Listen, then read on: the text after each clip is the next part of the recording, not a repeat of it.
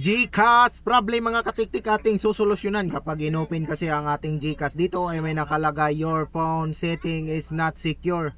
Ayan, kapag inokay mo yan mga katiktik is magko-close lang ang ating GCash. Ayan o. Oh, tapos i-open, okay natin. Yun, magko-close lang siya. So yun, napakadali lang natin yan susolusyonan mga katiktik. Ang gagawin lang natin dyan is pumunta sa settings. I-open natin yung developer option. Paano nga ba i-open yung developer option? So, punta ka sa settings at i-search mo dito sa taas mga katiktik yung build number. Ayan, build number. Ayan o. So, kapag lumabas ang build number, i-tap mo yan.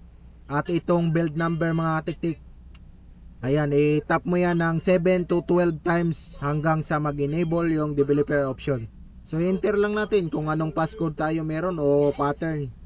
Ayan, so, ayan, you are now a developer. Ayan.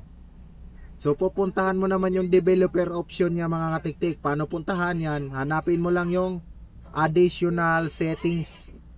Ayan, sa Android lang po ito mga katiktik kasi sa mga iOS users, hindi po nangyayari yung ganitong klase. So, ito, developer option, tap mo lang.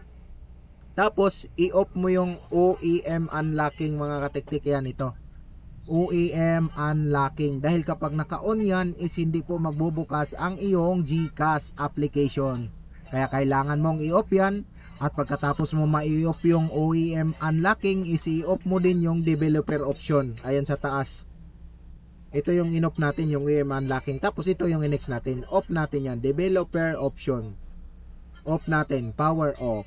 Yan, off. Tapos pag na-off mo na yan mga katiktik, is kailangan mo naman i-restart ang iyong phone. So madali lang naman mag-restart sa iyong phone mga katiktik. Yan, dumulas pa.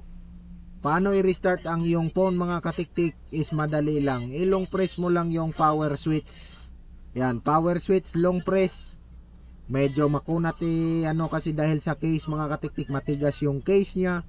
Kaya tayo nahirapan mag-restart sa ating phone mga katiktik. Ayan.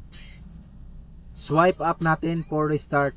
So basta Android mga katiktik, ang idea nyo lang dyan is on yung developer option at i-off yung OEM unlocking. At syempre pagkatapos ma-off, i-off mo rin yung developer option. So nakita nyo na ang pinaka-process. Kapag naguguluhan ka pa, mag-comment ka na lang dyan sa taas. Ay, sa baba pala, wala pala sa taas. Ang comment section ng ating video is nasa baba.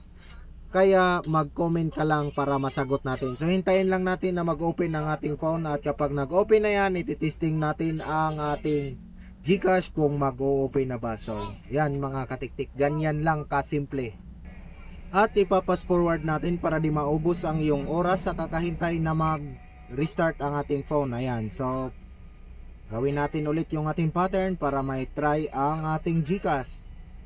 So yung mga katiktik, napansin mo hindi na po siya nag-i-error pero hindi siya nagbubukas dahil wala pa palang internet mga katiktik. Hindi pa tayo nakakonect sa ating wifi at hindi rin tayo nakaload sa ating data. So connect muna natin sa ating wifi para makita nyo na mawala na po yung error. So again, kapag may katanungan kayo, nasa baba lang ang ating comment section.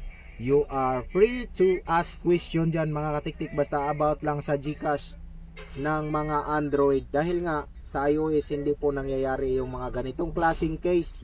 So yun mga katiktik, hindi na po siya nagko-close at wala na po yung error. Okay na po ang ating GCash. Maraming thank you sa panonood.